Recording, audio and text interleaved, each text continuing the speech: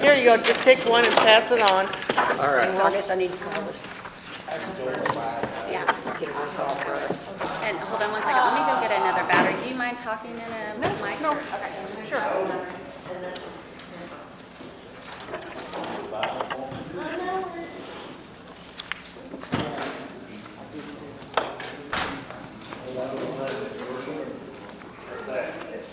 Hello, Mr. Cross.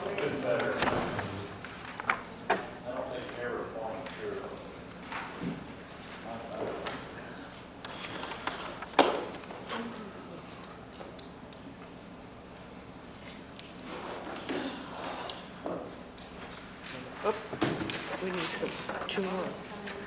I'm sure she will be here. Everybody get a copy? We got enough? Did everyone get a copy at the table? Yeah, okay. I think so. Okay.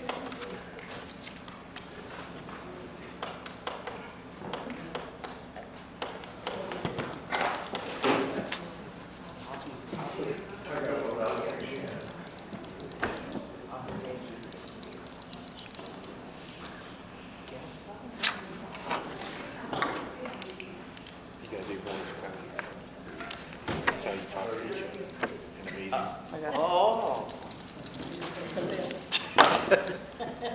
I just know David used to do that when he was. Well, we can start. I'll get the microphone here, but I just want to introduce myself. I'm Pam Mundo from Mundo and Associates. I'm the president of Mundo and Associates, which is a consulting firm. We are experts in city planning, economic development, and city engineering. So it's a pleasure to speak with you today, and we'll make it. Raise your hands if you got a question when we're going through this. Be happy to see if you have some questions. You know, bring them up now. And the whole purpose here is just an introduction of the relationship between city government and economic development. They're both very important functions of the city, and we'll sort of highlight back and forth on each of the rules as we go through this. Okay, let me call the meeting to order. Okay. The City Council and the EDC Board of Directors of the City of Gun Barrel City will meet in a joint workshop in City Hall Council Chambers located at 1716 West Main Street, Gun Barrel City, Texas on Tuesday, July the 11th, 2023 at 4:30 p.m. Call to order. Burns Roll here. call. Jacobs here. Key here. We have a quorum. Where's the microphone? So, EDC from my left, you'll start on with Charles Ligon here. Keith Bond here. Weller here. Jones here. Keith here. Roll here. We have a Jones quorum. here. All right. 1A, discussion on EDC role in city development. Pam Mundo. Thank you. It's okay. All right, take it away, Okay, Pam. now, did everyone hear? Yeah. Okay, very good. So today we're going to talk about the relationship of economic development and its role in city development. City council is involved in development.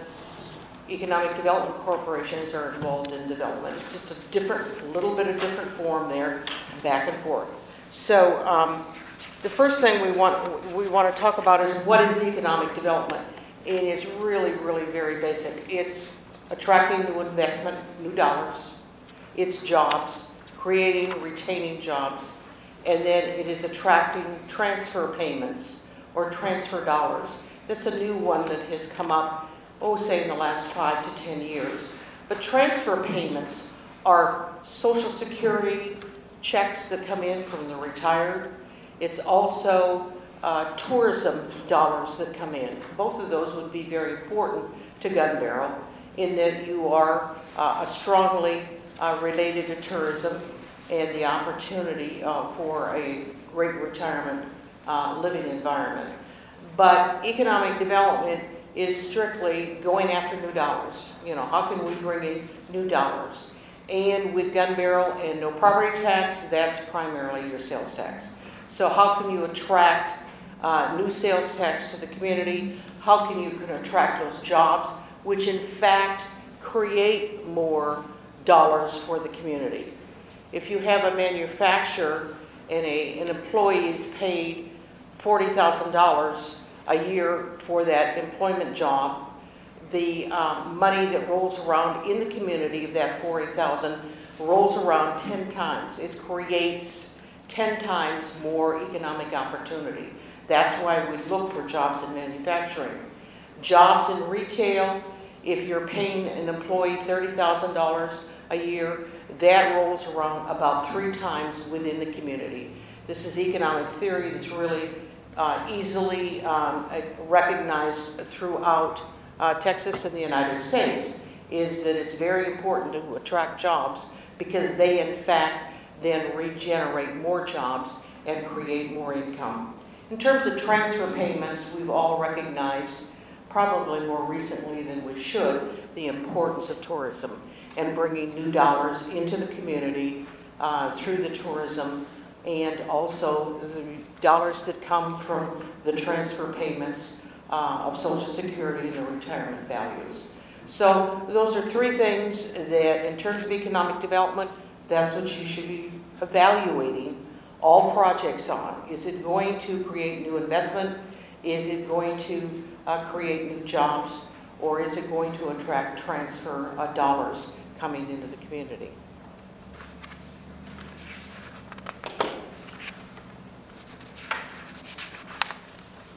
There's a little difference between an economic development organization and a city council.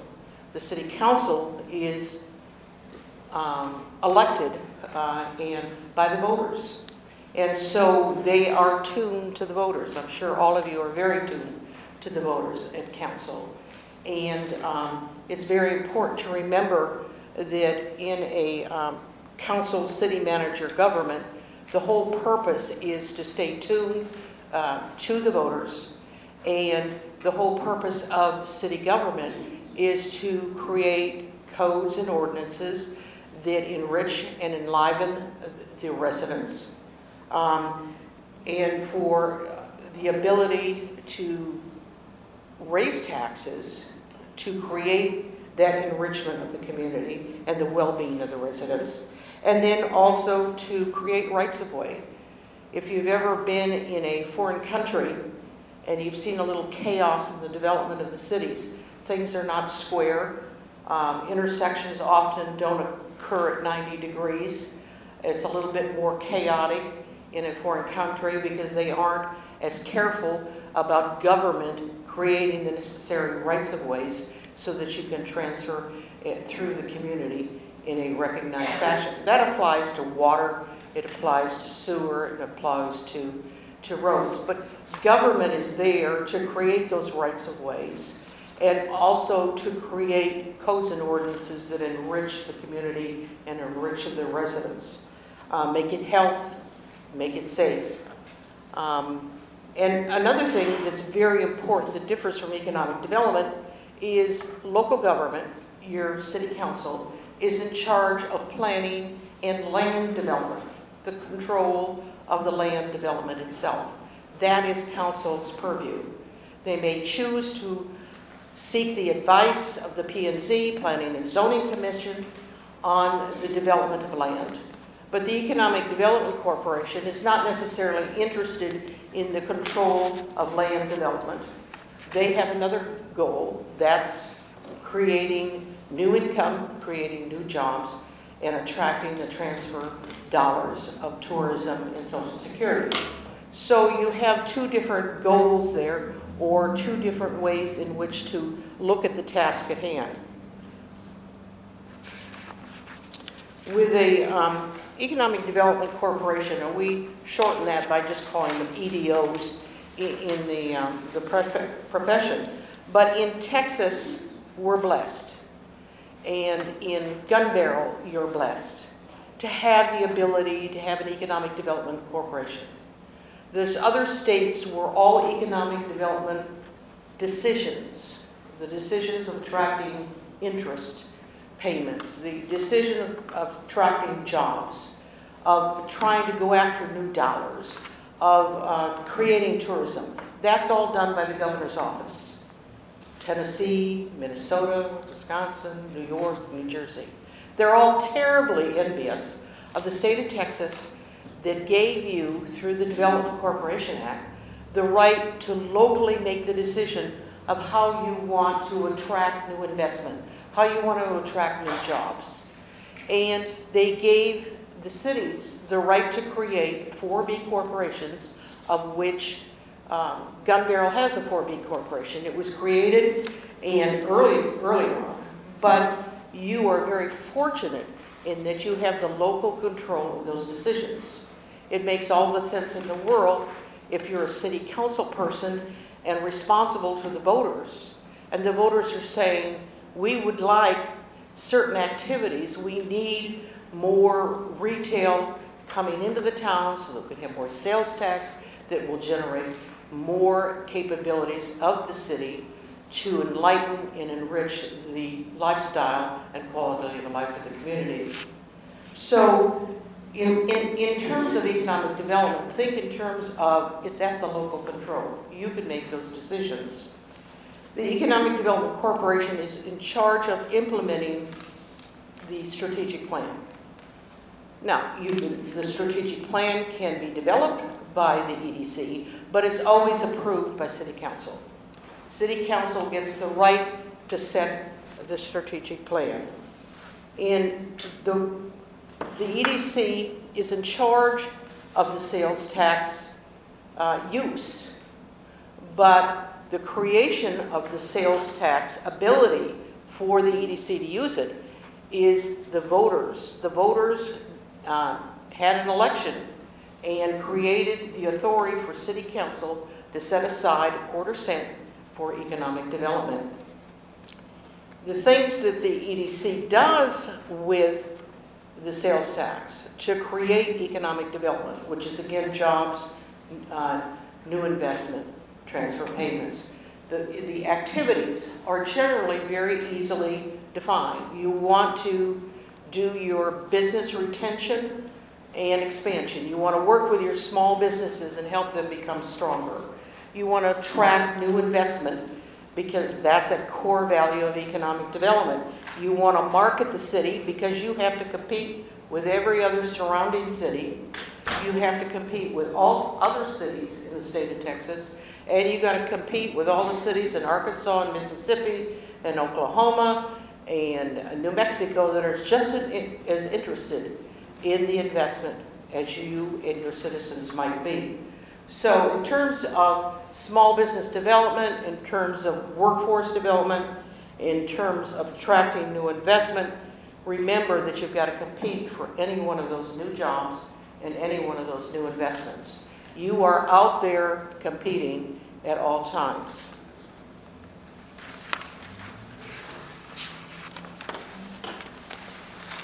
I have a note here, and you can't read it, and that's on purpose, because I want you to go to the Home Rule Charter. If you haven't looked at the Home Rule Charter, we'll give you a little reading assignment. Go and look at the Home Rule Charter. It's an important document. You can find it online on your website. But the Home Rule Charter is the Constitution for Gun Barrel City. And it lays out how you conduct business as a community. And one of the things that it does is it establishes the council creates certain committees. The Planning and Zoning Committee is a creation of council action. It also here is written in this section 8 of the Home Rule Charter. It establishes that council wants to have an economic development corporation, and they want to have it to be a 4B type economic development corporation. So the forefathers and mothers of Gun Barrel have established through the city that they want as one of their goals to have an economic development corporation. So what are you doing? You're just fulfilling that foundation that you established with the Home Rule Charter. So go back to the Home Rule Charter. There's all sorts of interesting things in there, particularly this time of year when you're organizing the new budget and getting things going. But it establishes other committees that you have within the city. 1997 was an important year. It was very shortly after the Economic Development Corporation Act of the state of Texas that this Gun Barrel City established the vote to create the 4B corporation and to use a quarter-cent of the sales tax. Initially, you had a half-cent, and then in 2020, there was another election where a quarter of that half-cent was, or a quarter of the, or 50% of that half-cent was taken and used for road improvements. So you have, through the voters of your city, the right to take your sales tax. 1/4 goes to economic development, which is attracting new investment, attracting new jobs, and attracting the tourism and transfer payments. The EDC corporation then was established, and you have a series of bylaws, and it's always good to review those bylaws. The bylaws were amended in 2021. You have a 7-member board. It serves at the pleasure of council. That's very, very important in the state of Texas. If somebody is on the board, or a group is on the board, and the council desires to change, at your pleasure. You don't have to give an excuse. The EDC members serve at the pleasure of council. So the communication there is very, very key. The state legislature was very, very clear in that the EDC board serves at the pleasure of council, communicate. It's very, very important to have that collaboration. The council controls land development. The Economic Development Corporation controls economic development. Their attraction and attention is focused on business owners and corporations and investors. The council's attention is focused on the residents and the voters. So you need to collaborate all the time to make sure that you're hearing each other clearly. I have well over 40 years experience in economic development. I have seen total EDCs replaced in a day. If the message isn't getting across, then consider that you're not cooperating or communicating well enough, and that you just need to communicate a little bit more so you can collaborate a little bit more so the actions of council and the EDC are more sustainable. It doesn't do your economy any good to replace the EDC just because you're mad at something. That sends a whole nother message to your investors. There are people out there on the street today who could be investors. Some of my best prospects have been shown up in overalls and a plaid shirt. They don't come in with a white shirt and well-pressed suit. They also have walked the street and talked to the businesses before. How does Gun Barrel treat you as an owner of your hamburger place? Or how does Gun Barrel treat you as a owner of your retail store? They want to know that before they even come to the EDC, and they will know. The EDC bylaws are a little bit different. The hiring of the economic development director is through the council. It's not through the EDC. That's a little bit different than what is on average throughout the state of Texas. But that's the decision that has been made, and it assures a little bit of cooperation and collaboration again. And the books and financial records should be open to council and the city staff at all times. So if you do have a question, don't think you're stupid. None of us understand all the books the way they're presented. Please feel open, EDC, to talk to council about their budget. And council also feel open to ask the EDC what they're doing. Both are subject to open records. Both are subject to open meetings. And you can certainly obtain the information that way. But in a collaborative environment, it's better to say, hey, I have a question about what is going on or what the trend is. So take a look. I did look at your budget, and I did see that your retail sales tax is growing. Congratulations, it's not growing everywhere. It's growing substantially for Gun Barrel. You're doing a very good job. The EDC obviously is attracting new investment because in the last 3 years you've had well over $100,000 in new sales tax come into the community. That's good. There are cities throughout the state of Texas where that's not the story. And so someone is doing a good job, and congratulations on your growth and development. It's very, very important. We want to keep that going. May I ask a question for you? Mm-hmm. Further? A question I've gotten several times, actually, is once the city gives the EDC their percentage, pre-agreed percentage, is that any longer our money? It's their money, isn't it? Well, it's Gun and Barrel City's money. Now, the control of that money is through the budget. And the budget is prepared by the EDC and approved by council. So council approves the budget. Also, whenever you create a project, the EDC has a project. There is generally a budget with that project. It's going to cost something. That project is advertised for 60 days so that if the voters don't like the project, they have a right to petition. And council has to approve the project with 2 actions, 2 resolutions. So you do have control, although the money comes in from the state of Texas. State of Texas charges generally 8.25%, 6.5% stays in Austin. You'll never see it. 2 cents comes back here. A quarter of that is economic development. And it generally comes in, it's transferred to the economic development funds, and they utilize the funds according to an approved budget. So all economic development corporations for other cities, all of their revenue is from sales tax? No. No. The sales tax, the economic development corporations receive sales tax from the voters and from the city. Yes. Okay?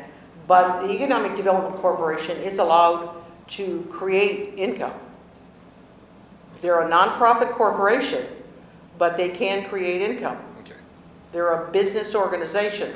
They're in charge of creating new investment. If there's an opportunity to invest the sales tax funds and utilize them in a business manner, congratulations for doing that. You should consider that new investment opportunities will come up for the EDC, and it's wise use of the sales tax money. That sales tax money is hard-earned by the citizens who go to the store, who make the purchase, who pay the sales tax. That the merchants have to pay that sales tax to the state. It comes to the city, then it comes to the EDC. You want to be good stewards of that money. If you can assist in increasing investment in your community by creating a way to expand that sales tax, you're allowed to do that. There's no one prohibiting you to do that. I was just talking about in general. Okay. In general, most EDCs will get to a certain level where they have enough money that it's not all operation.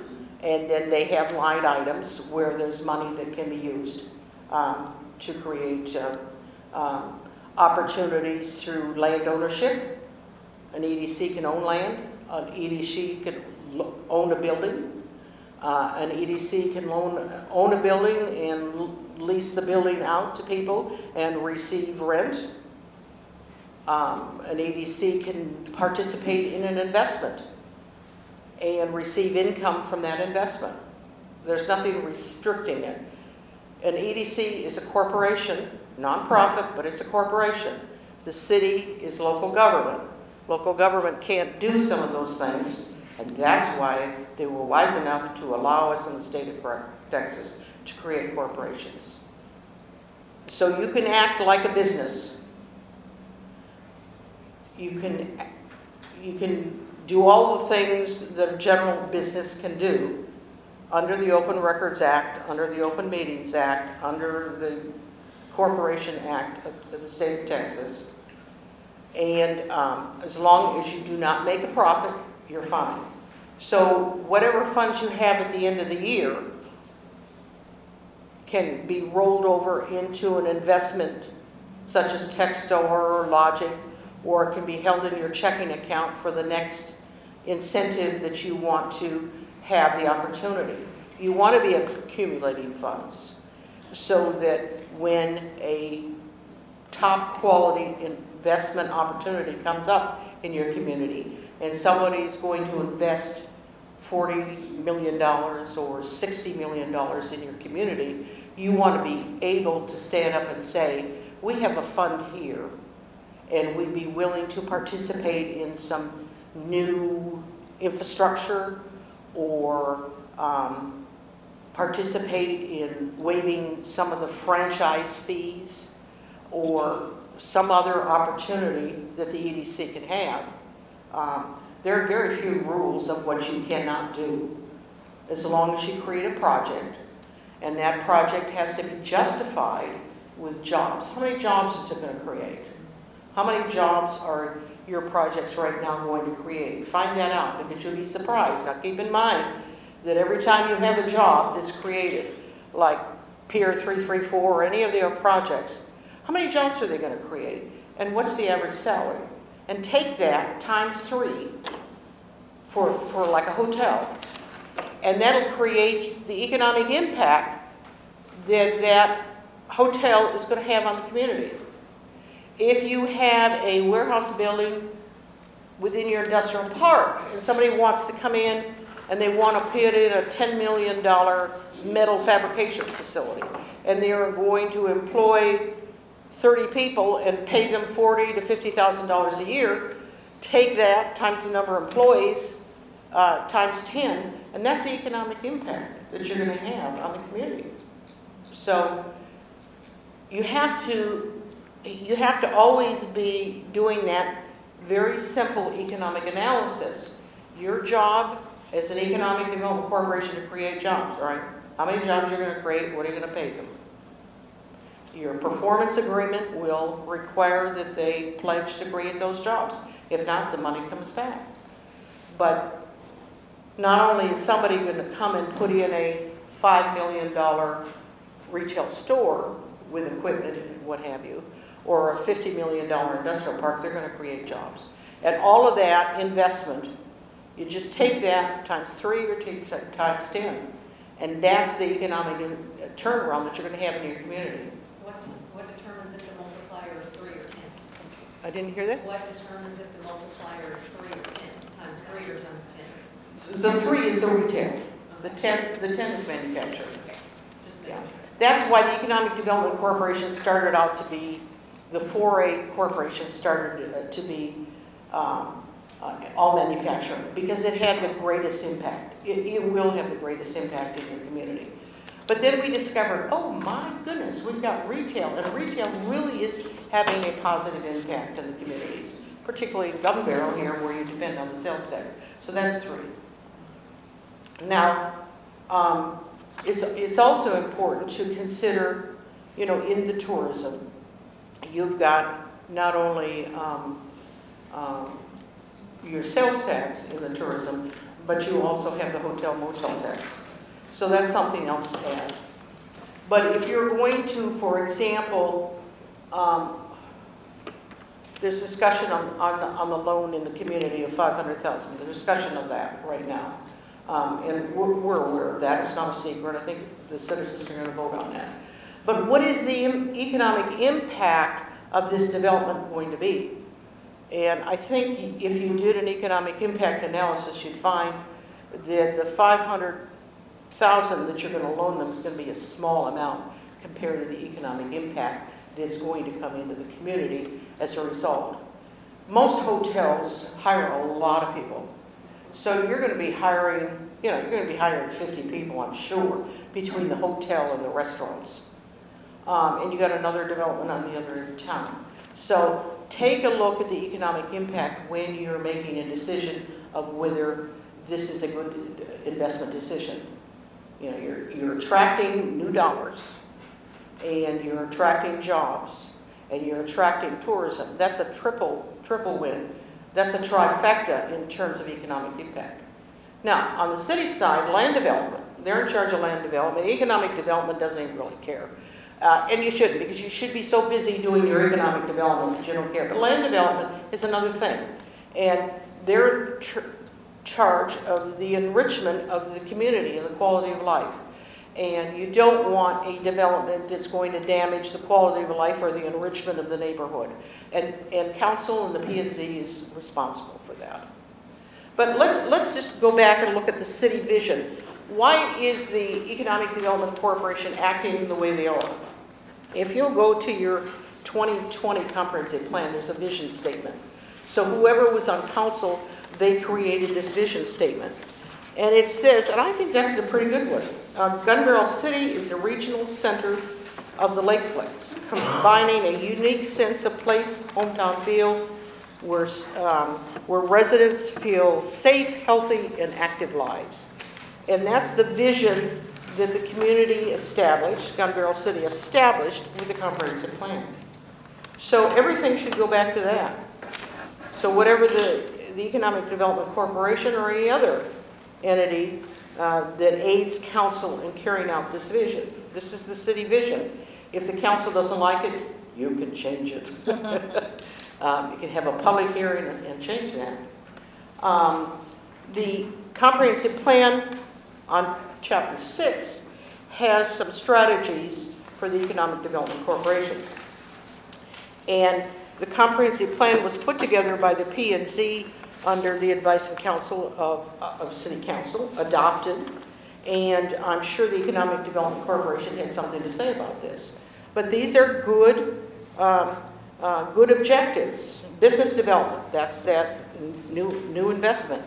Small business growth and entrepreneurship, organizing, alignment, a project city's image. They want the city image to be enhanced by the ED projects. Real estate development, and then high impact opportunities and destination development.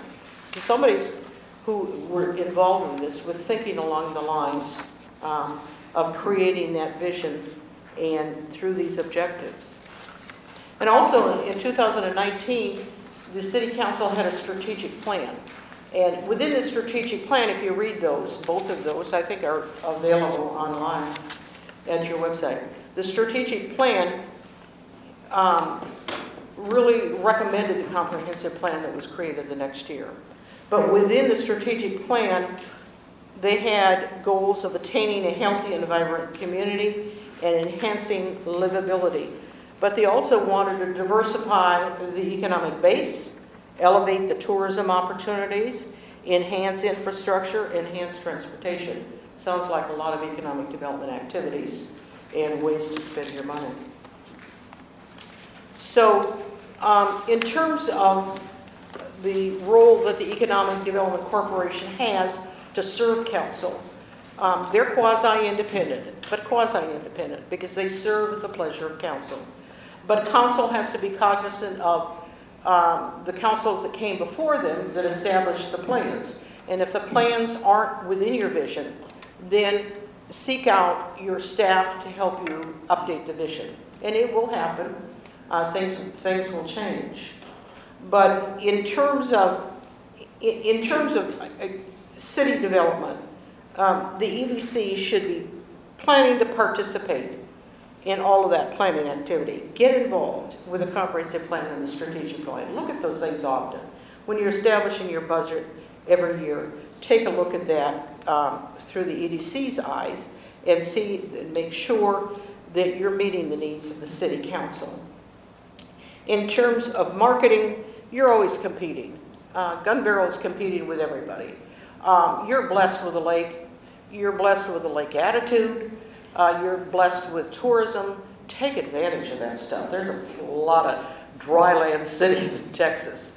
And get out there and do what the vision has said. You're leading the lakeplex, the cities around the lake. And tourism should be a top priority. Everywhere will enhance your overall economic base by using that tourism, which definitely has to be done.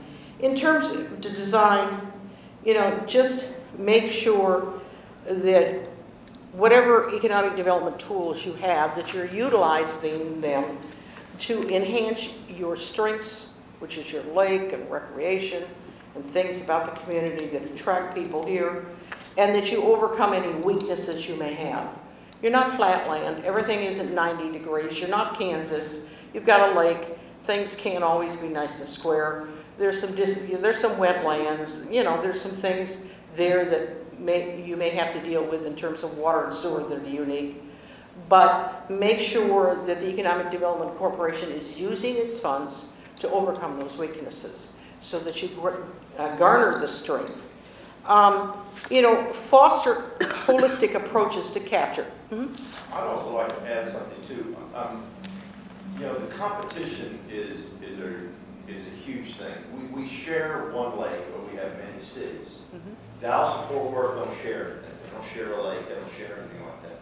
So we're in constant competition with outlying cities for projects. So I think that's the part that we're missing also, is that you have to be able to compete and think forward and think ahead of some of these other cities, because to be very candid, I mean, the elephant in the room is you have Lowe's and you have Walmart, and that makes up about 45% of your total sales tax. Somebody puts in another Walmart or something else in someplace else, or puts in another hotel somewhere close by, you're done. We already don't have a city manager. We don't have a police chief. We don't have a mayor. I mean, and you hit it on, and again, I hate to be like the other gentleman. I heard him speak out of turn, but communication was a word that you had, but that goes both ways. Oh, yeah. Communication is between two people. It's not between one person. And it's not done on social media. It's done face-to-face, in meetings, in workshops like what this is. That's what I thought this was going to be. Because there's a lot of communication and a lot of stuff that needs to get aired and everybody working on the same page. Otherwise, I think this is wonderful. This is incredible information. But the elephant in the room is these two tables aren't working in conjunction. Until they work in conjunction to compete and be the best that we can be. I was told when I first started all this, we're the center of the lakefronts. Well, we better start acting like it. Because I'm telling you something. There are other people aren't sitting around. They're not doing it. Well, and that's important, and I think that you need to understand, and each of you reach out and find out. You don't have to all be waiting for somebody else to approach. Like, if somebody approaches you at a meeting and why are you spending what you're spending, take the time to understand the shoes that they're standing in. The shoes that they're standing in are different than your shoes. And they're coming from a different direction. City council always is thinking about the voters, always. And voters don't behave well at all. They're always inquiring, and right now we're going through a great distrust across the United States. So they have that additional pressure. The EDC is always competing, and they can see dollars lost and opportunity lost. And they're thinking along the lines of a business person, not as a resident. How can the city attract more investment? And sometime you have to invest. You have to take the risk to make the investment to make it happen. And understanding the risk is the responsibility of the EDC to explain that. And bring up the number of jobs. Bring up what is the investment going to be, and have them estimate the sales tax for you and have them monitor it. Because if you do that, then a lot of the concern or the distrust over, is this a good investment, will go away. It's sort of like working on a budget when you decide that you're going to buy a home. And you're going to go out and get a mortgage. Can I make the payment? And what is the payment going to be? And what will that mortgage and that payment bring to my family? Will it bring a better quality of life? Will it bring the opportunity to maybe have a home office? Can I have a dog? Those type of things, or things that you're thinking of when you're going through and purchasing a home. The same thing, an investor comes through, they decide that Gun Barrel is the place for them to have the opportunity, but there's certain costs that just aren't going to go away. There's certain costs that are there. And EDCs have put in more infrastructure, more sewer lines, more water lines, more intersections, more traffic lights, lots of trees and the benches. They have done that to get them to bring the overall investment.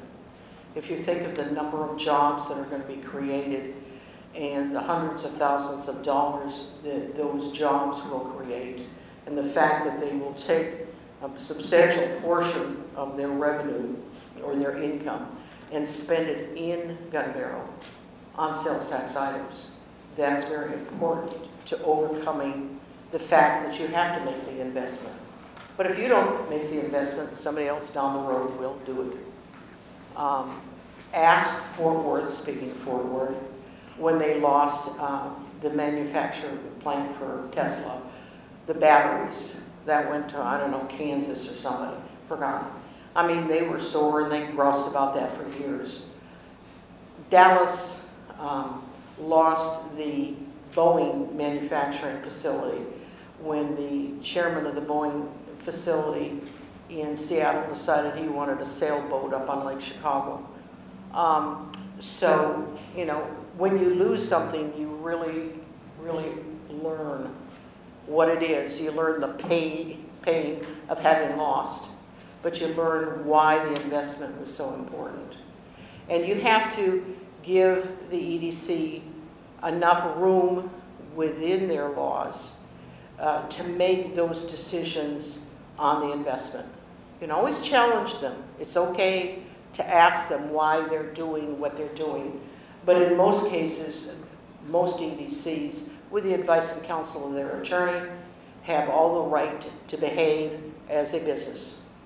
I think also you need to be careful of that enough of these projects, and again, I've only lived here almost 40 years now, but I've heard all the rhetoric about we've had plenty of these projects come through, this is another one that's not going to take place. You continue that rhetoric, and I'm going to tell you right now, it's not going to go well for anyone economically. You can't continue to turn away business and make it undesirable and an unhealthy environment to try to produce something nice or to bring business like that. And I just got, again, elephant in the room. I'm sorry if I'm off key, but the elephant in the room is that we've made it very, very hard on this developer to put this project in, and he has his whole heart in it, and he lives on the lake. He's a lake person. I mean, he has a business on the lake. I mean, I just think, you know, again, what we should really be talking about is communication between the two board of directors. I think that's where it really lies, to be honest with you. Well, communication is key. Yes. I'd like to jump in on the end of that. And this kind of puts you in the hot seat. A large part of the reason that this project has dragged on, is that he gets piecemeal. Instead of having an entire checklist of this is what we need, and then maybe giving him one or two things, it's like, okay, well, here's what we need, and then they do that, and then they get 3 more, and they do that, and then they get 3 more, and a lot of it falls on Mundo and Associates. Review. Pardon? Yeah, Mundo and Associates review. Yeah, I'm familiar with the reviews. Yes. All developers behave in a similar manner, and the developer is behaving in a manner that's similar to most other developers. They at times have not completed the initial checklist was many pages long, and it was repeated multiple times. And their behavior responding is they will respond to one thing, and then they'll send the review back. And the EDC is not involved in the land development. Council is involved in the land development with the P&Z. You've set up certain rules within your ordinances. Mundo and Associates didn't set those rules up. You have ordinances that have certain elements that deal with it, stormwater drainage, roads, intersections. You also have other units of government like TxDOT or your water and sewer agencies. All of that was initially outlined in multiple pages of what needed to be done. And we looked at that and we said, well over a year ago, that the PD was a route to go. But the plan development is a route to go. So the plan development is where you can take a unique design and come up with a design that meets your codes and ordinances, but where there's some variances that are necessary due to the uniqueness of the land or the uniqueness of the project, that they can be varied through the PD. But there's certain things that cannot be varied. So in respect of the developer, his responses have been piecemeal. And so the responses that we're responding back to, we're trying to keep it all in one group, but recently we've gone and come up with maybe 3 of the last key elements, one of them being dealing with TxDOT, which we mentioned way back in the beginning. That's one of the first steps. But I'm going, we can talk about this particular case individually. I don't think that's the topic of the meeting here. We're off But discussion. It just happens to be a huge, yeah, huge I'm project. telling you, based on my 40 years of experience, that developer is behaving as a developer, and he's telling you that I've done this all over the United States, I've done this all over Texas, I've never had this review like this. That's not true. He's not met the requirements. You just have to read the reviews that we're providing and get the information back. He's responding and correcting. He's Okay. responding individually. Can we maybe get back on track away Yes. from Yeah. just that Yeah. specific Okay. development? I was interested when you made the comment that the EDC needs to be given room to do their job. Mhm. However, we are in a rather unique position as an EDC. We do our due diligence, we do our job, but we don't have the final say. It has to go to council, and council then has to give the final approval. I think where the disconnect is, and I don't know why, I think it's a matter, there seems to me to be a lack of trust between council and EDC, that there should be an accepted level that we have done our due diligence. I'm not saying council should rubber stamp, but for them to go back into minutia that we have already covered and provided to them makes me wonder why we do what we do. Why do you Well, not? and it's good to make those statements, but I think in the case of this particular development, you have to deal with these specific. I'm not This- talking this- about this Yeah. particular development. I'm Okay. talking about our grant program, our loan program. I'm talking about the whole of EDC. I don't think anybody wants to be ugly. I think everybody wants to be pleasant and get along and collaborate. Where the ugliness or the mistrust comes in is misinformation. So somewhere it's communication, it's collaboration. So if there is distrust, we have to identify specifically. We can't just say, well, they just don't trust us. What is it that is the concern? And deal with that concern and eliminate those concerns if it's one thing at a time. The city council is in charge of land development, the EDC is in charge of economic development. Both of those make a great project. Most great projects nearly die 3 times in the process of being a project. Trust me, it happens with great projects. Because there's always this balance of land development versus economic development. And both of them are very, very important. But if there's an element that is causing a problem, 1 or 2, 3 or 4, 20 or 50, each one of them have to be resolved with a communication and collaboration. And it's important because the interest over here, the council, they've got their feet on line development. That's their charge. Over here, it's economic development. And you're going to have to work together to get the differences resolved. So it's the best project for the city. That's the reason this meeting was set up, to have a training so everybody would understand exactly how the EDC works, exactly how the city works. It wasn't to fix a problem, it was to put everybody on the same page. That's it. And I think, yeah, We yeah. know how the EDC works. And how do the problems get fixed? Do you know how the EDC works? Charles? I appreciate the education. Pardon? I mean, Oh, I'm I- enjoying the education. I would like to continue listening to it, and I want to hear what Mrs. Window has to say. Well, you're not tasked with an easy task. Democracy is a miracle. Go to a foreign country, go to Syria, see their attempt, or Afghanistan, at creating a democracy. You're a local government. It's not easy, folks. You all know that.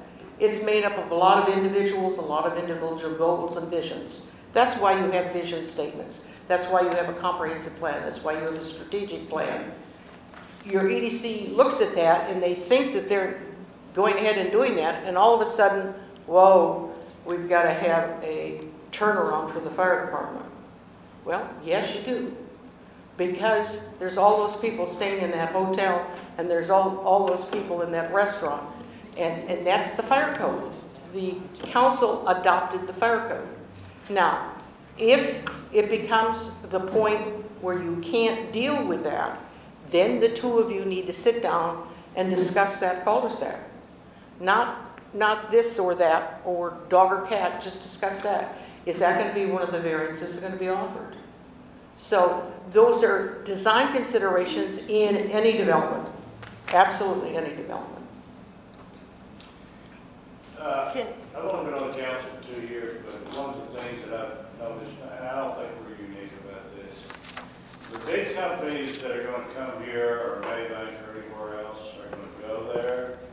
They have a plan, they have a real estate department, they have done their own due diligence. Discount Tire being a good example. They will come into town, basically what they want to see is a permit, and they will build something.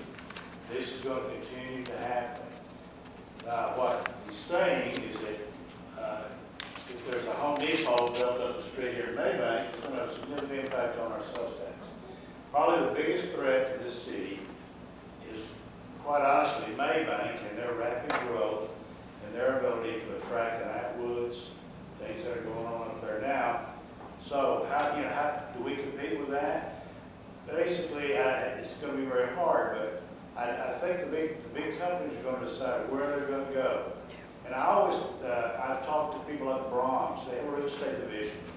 In Dallas, in Arlington, very nice people. And they said, you're on our list, but you're not there yet. Well, what are they doing?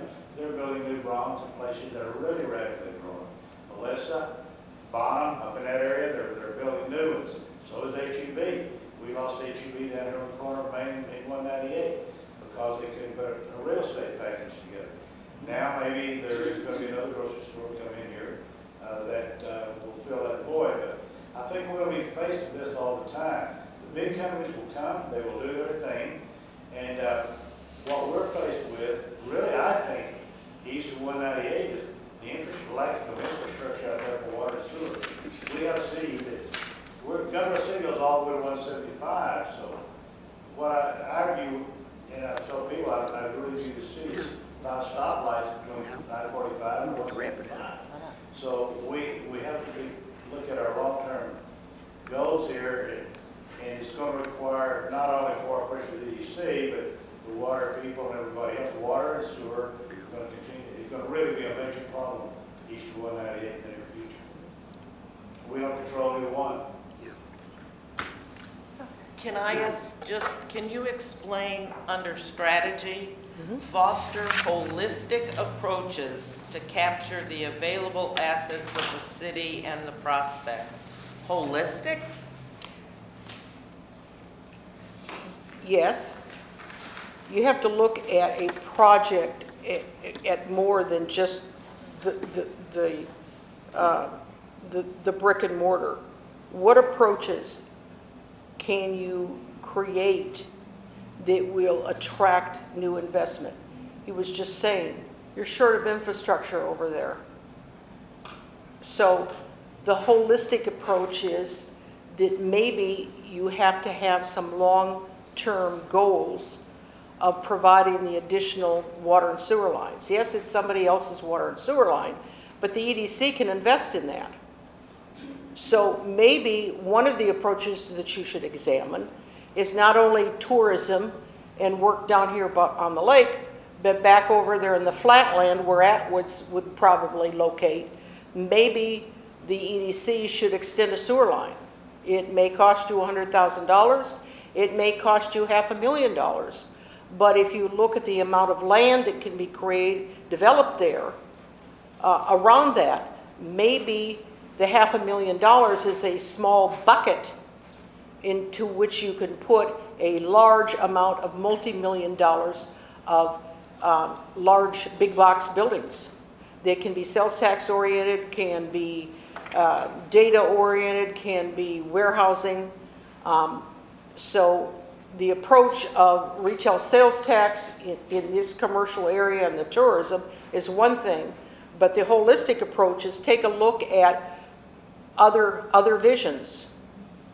Your council brought up another vision, so take a look at that, and maybe there's a role that you can invest in. Maybe you can put a sewer line in there. One of my first projects in Rockwall was to put it was probably a $50,000 sewer line. And it went from the intersection of 205 and I-30 out into the hinterland, into some old cotton fields. And people say, what in the world are you doing there? Well, council wanted that land at the end of that sewer line developed. And nobody was developing it. You put a sewer line out there, and today they have 300 acres of industrial out there, light industrial and tilt wall buildings. They have a Costco, they have In-N-Out Burger, you name it, Fuzzy Tacos, half a dozen other things in front of that huge industrial area. But it all started with that sewer line. Was that within the city limits? Because a lot of the land between 198 and 175 East is ETJ. Well, the EDC is not restricted to only investing in the city. If you have to get to a point out here and extend a sewer line across some ETJ land, you can do that. Maybank just passed a $40 million bond election for water and sewer improvements. I put in more. Yeah. Good luck. I put in more sewer lines Their bond is. in Texas. Yeah. Absolutely, they can do that. Which we cannot. So there you go. But we're talking about what we do in the future to look at all. Yeah. No, there's conditions. You can't just put a line way out there. No. You know, there's some reasonable conditions with that. One of the things that hurts us is we don't have natural gas. Yeah. It stops in Maybank. Could the EDC invest in that? Big trend today.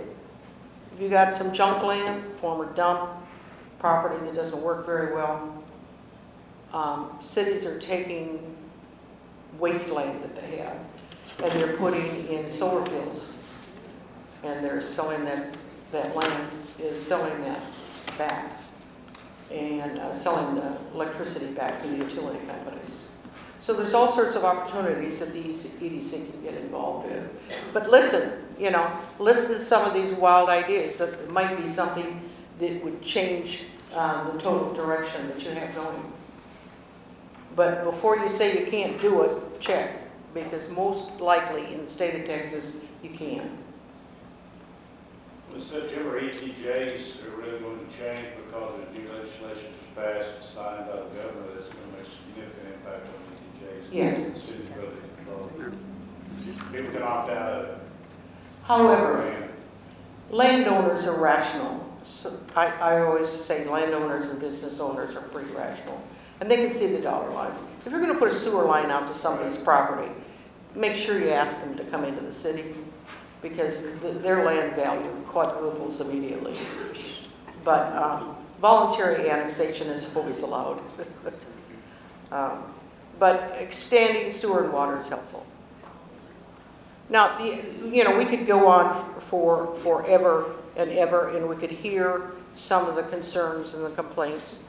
You're not perfect, but I would say that your Economic Development Corporation is doing very well.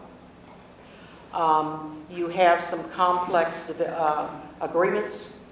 They're very sophisticated and they look good. People will look at those things. If you haven't applied to the Texas Economic Development Corporation for an Economic Excellence Award, comes up every year, it costs $125. You pass certain requirements of your EDC to do these certain things, and you are recognized by the Texas Economic Development Council for your excellence. I think you're capable of achieving one of those awards. You probably could achieve one of those awards every year. So please try for the Economic Excellence Award. It's one of those things that is uplifting. It helps the voters understand that whatever your EDC is doing is not really crazy. They're just acting like a business, and they are a business. They're a nonprofit corporation. Visit other communities. You will find that not everybody is happy, but most people are successful. In the state of Texas, EDCs are successful, cities are successful. You're doing okay. You've got some, you've got some issues. Those certainly can be worked out. All developers complain, but they generally will make the commitment, and they're generally good at heart, and we work on that at all times. I just want to give you a reading assignment. I have this. This is Texas Economic Development Council. It's the handbook on economic development. It's available online. I've made copies for council and the EDC. You don't have to read it all at once. You can refer back to it and at your pleasure. Texas Economic Development Council, I'll give them a promo. If your members of your EDC are not members of Texas Economic Development Council, please become a member. It costs $125 a year for your members. Yep. And the Friday news and Newsworthy is very good. Council can become members of TEDC too, and it doesn't help, it doesn't hurt. We have a sales tax training class for the economic developments coming up in September. Try to attend that. There'll be lots of new information due to the new state laws that have made it all a challenge. But it's good, and you're doing okay. You're doing real well, and good things will happen. Any further questions? Do you think most EDCs in Texas are reactionary or action? What I mean by that, do they promote new activities, or do they call for proposals and let things come through the door? Well, it's a little bit of both. A little bit of both. I would say your success comes from making those bold decisions, like saying, we have this direction, but we can also go in this direction, and start some new economic activity. But your economic activity is not going to come without some incentive from your EDC. It will stimulate the development. You can't sit and wait for development to come. You have to be out there and be aggressive.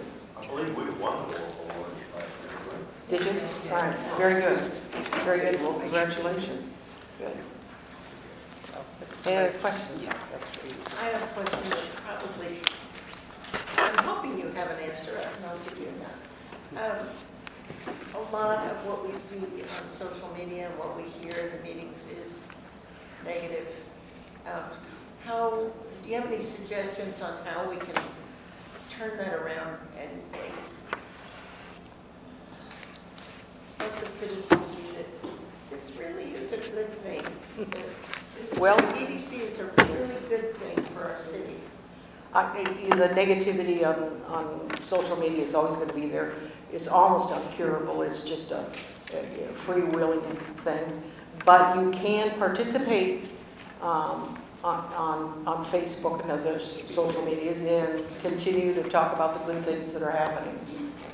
There's a lot of everyday good things that happen in Gun Barrel in terms of economic development, in terms of new investment, new jobs, and new tourism, that you can just keep bringing it up. But I think the negativity will all be there. My solution is I don't watch it very much. I don't pay any attention to it.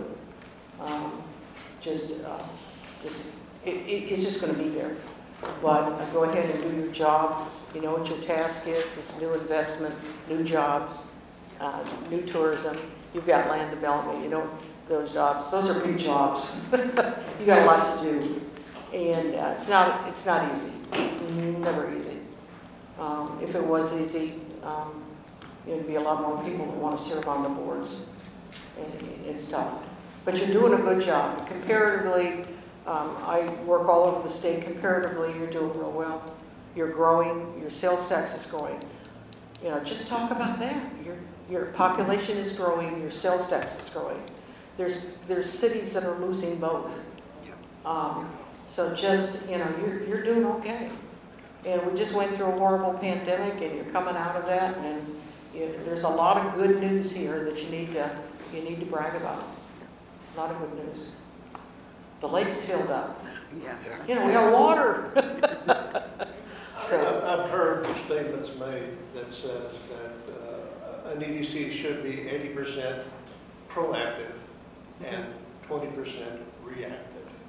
Is that something that you found in your presentation? That's pretty stiff because, your council is going to be hearing from your citizens and from Facebook and what have you. And you're going to be asked to react in some way to some of that. So 80% would be pretty, that'd be great if you had all the money in the world. If you were McKinney, yeah, you should be 80% proactive. If you were, South Lake, you can be proactive. Maybe Prosper can be proactive at 80%. But you still have a way to go. I'm not talking about this now. I'm saying in the real world, that's a rule of thumb, a bright line that's being set up, correct? Yeah. Well, you have to be on call every day. Have to have all salesmen. That'd be hard at 80%. That's pretty. I'd say that's stiff. If you were 60-40, you'd be more normal.